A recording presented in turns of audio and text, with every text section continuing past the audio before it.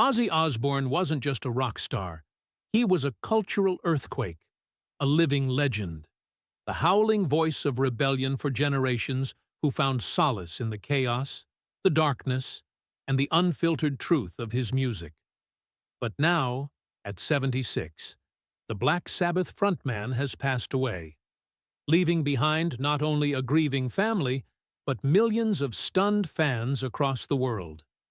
In this tribute, we dive deeper than the headlines. We revisit his final days, explore his harrowing health struggles, uncover emotional family moments, and shed light on the controversies and whispers that still surround his passing. Because the story of Ozzy's farewell isn't just about death, it's about the man behind the myth, the voice behind the madness, and the heart behind the darkness. The final years: pain, perseverance, and private battles. Ozzy's health had been a headline for years, but few understood how devastating his decline truly was. Diagnosed with Parkinson's disease in 2003, though he didn't reveal it publicly until 2020, he described the condition as a living nightmare. It robbed him slowly. First his balance, then his mobility, then his stamina. And yet, he refused to stop. He kept recording. He kept performing. He kept being Ozzy. But behind the scenes, his body was failing.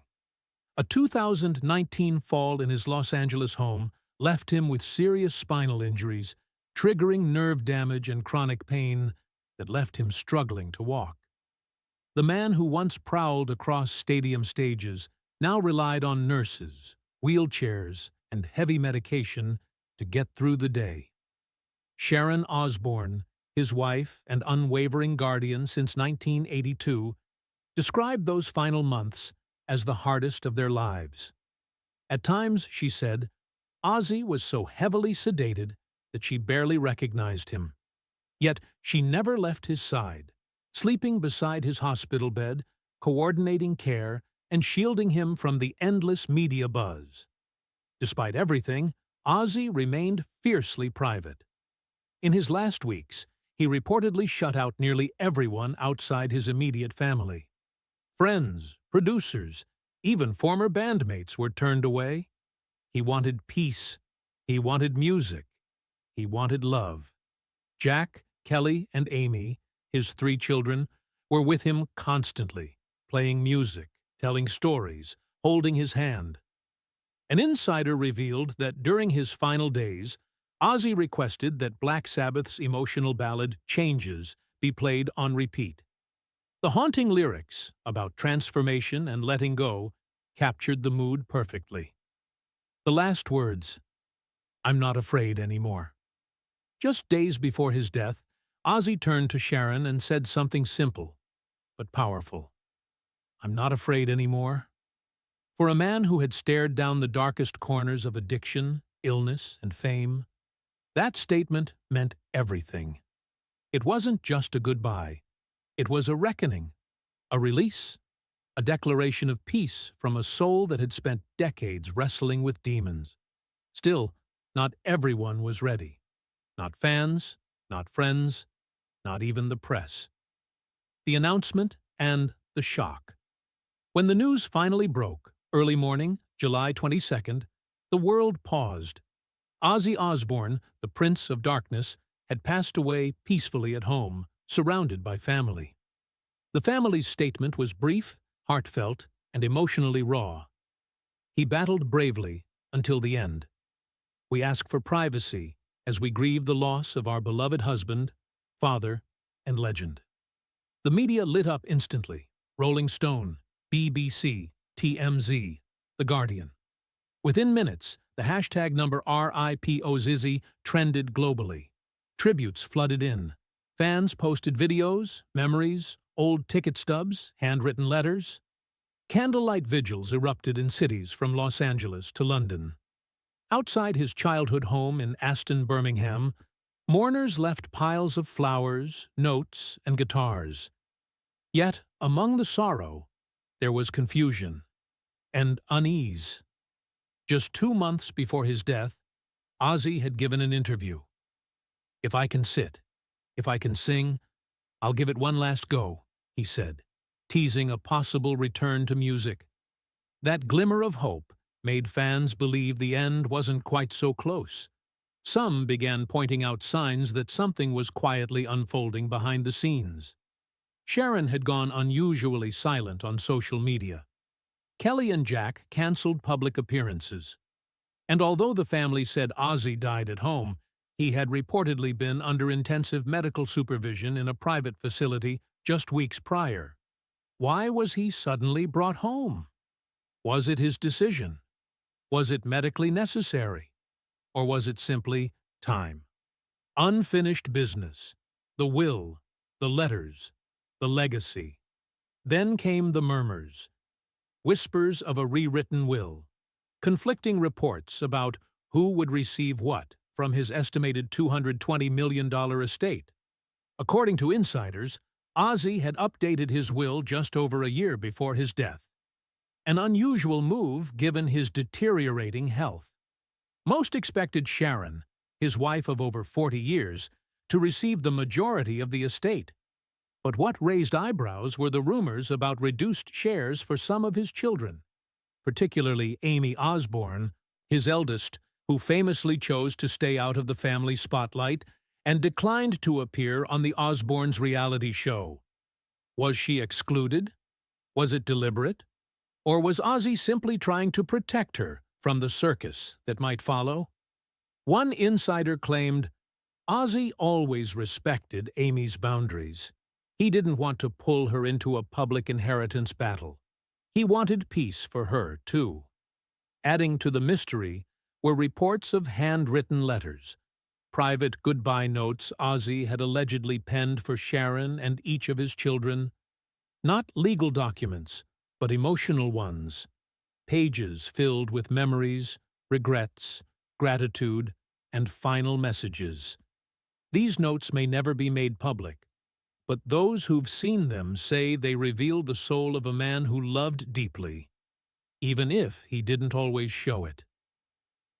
The tributes, from bandmates, rivals, and the world. In the hours following his death, tributes came pouring in. Metallica's James Hetfield called him the godfather of metal. Slipknot's Corey Taylor broke down on stage, dedicating a show to Ozzy. Gene Simmons, once a public rival, said, "There will never be another like him."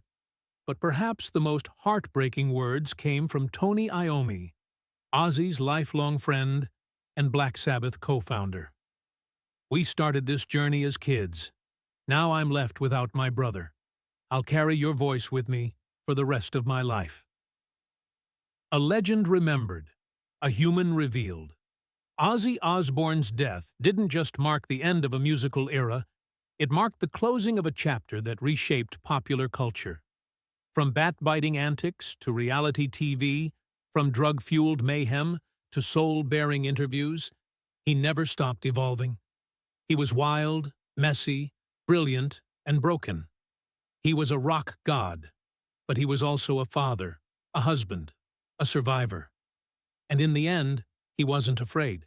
He left this world as he lived in it, on his own terms, surrounded by love, wrapped in music, and still full of mystery. The Prince of Darkness may be gone, but his shadow will stretch across music forever.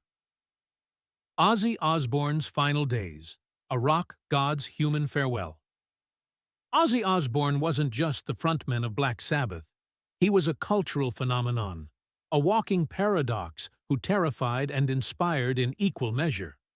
For decades, he embodied rebellion, darkness, and wild creativity. But behind the myth of the Prince of Darkness lived a deeply human man who spent his final years grappling with illness, legacy, and his own mortality. His death at 76 sent shockwaves through the world, not just because we lost a rock icon, but because it reminded us how real he always was beneath the chaos. Now, as tributes pour in and whispers of posthumous revelations swirl, we look at Ozzy's final chapter, a story not only of pain, but of peace, family, reflection, and the haunting possibility of unresolved truths. A quiet goodbye. Ozzy's death was announced as peaceful and surrounded by family, but the path to that moment was anything but easy.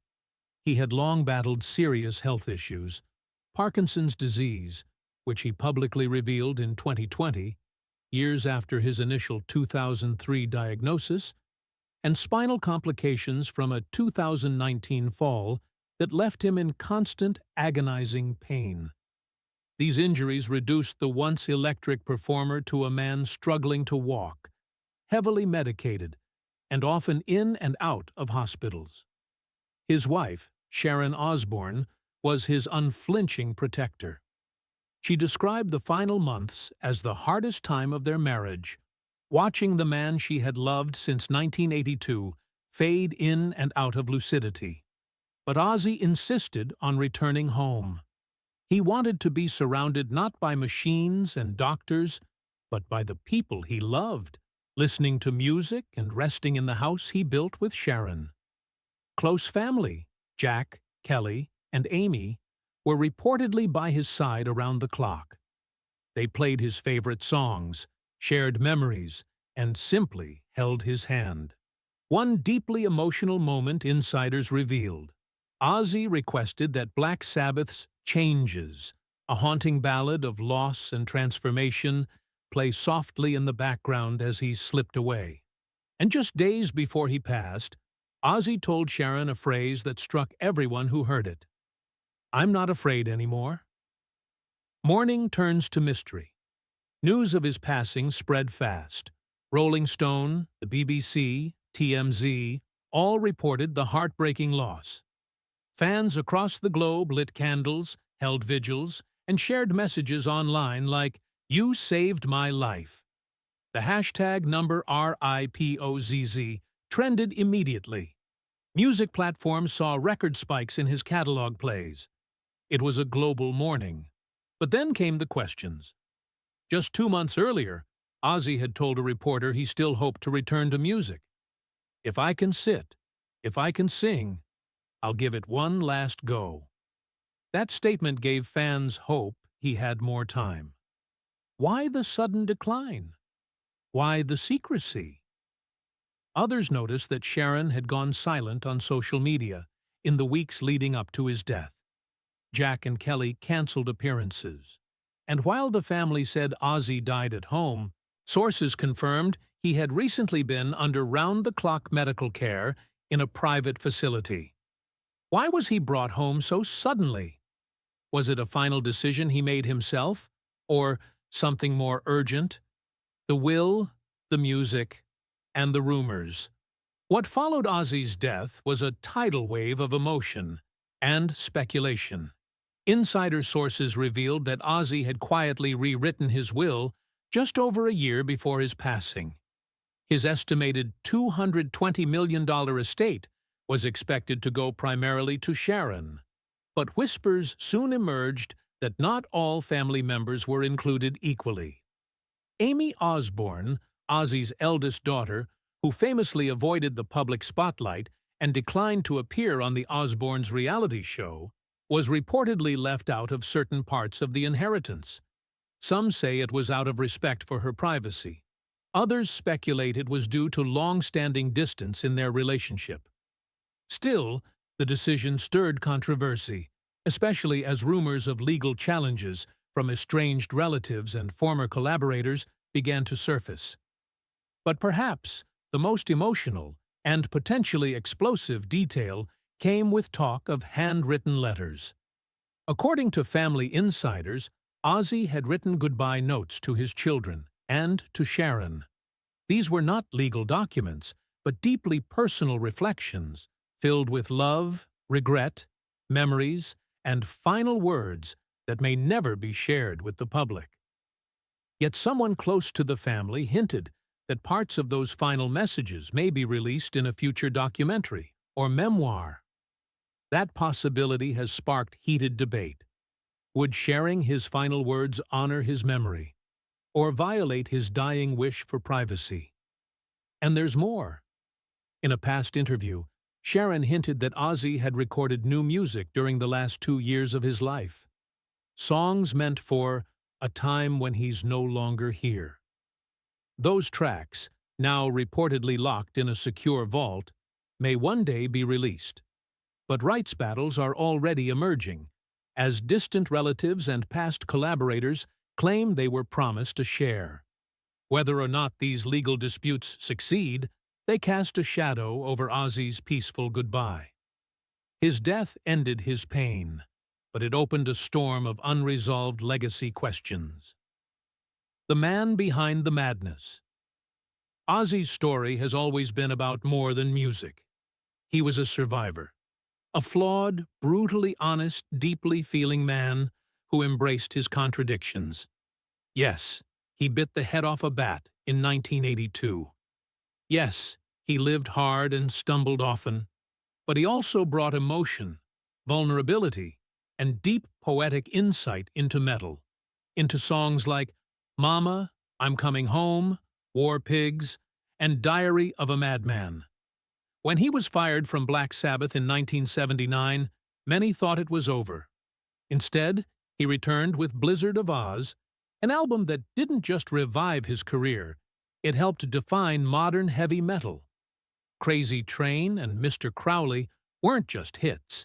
They were declarations of resilience, of turning chaos into power.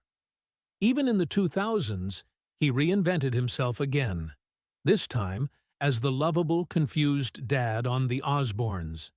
He collaborated with Post Malone, Elton John, and Tony Iommi. Through every decade and generation, Ozzy never stopped being relevant, because he never stopped being real. The fear that haunted him. Beneath the music, Ozzy carried a deep fear of death. Not hell or punishment, he often joked he'd lived through worse, but of the unknown. In interviews, he admitted to night terrors, panic attacks, and a lingering dread of not waking up. Later in life, he turned to spirituality, reading the Bible, meditating, meeting with energy healers. He didn't seek forgiveness. He sought peace. He wanted to reconcile the parts of himself that fame, addiction, and illness had fractured. According to his son, Jack, something shifted in the final months. Ozzy became calm, reflective, less focused on what he'd miss and more on what he'd given. His music, his honesty, his love for family. When asked how he wanted to be remembered, Ozzy answered simply, as someone who didn't fake it, someone who gave you everything he had, even when he had nothing left.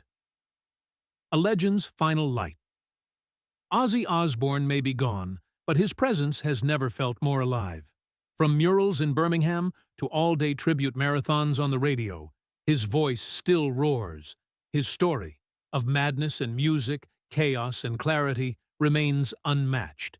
He was the Prince of Darkness, but in the end, he was just a man searching for light. And maybe, finally, he found it. Ozzy Osbourne gave us decades of unforgettable music, raw emotion, and unapologetic rebellion. He never pretended to be perfect, and that's exactly why we loved him. His death may mark the end of an era, but his legacy lives on. His voice will echo in arenas, through headphones, and across generations. Ozzy wasn't just a rock star, he was a father, husband, survivor, and the unfiltered heart of heavy metal. He taught us to embrace our flaws, to fight through the darkness,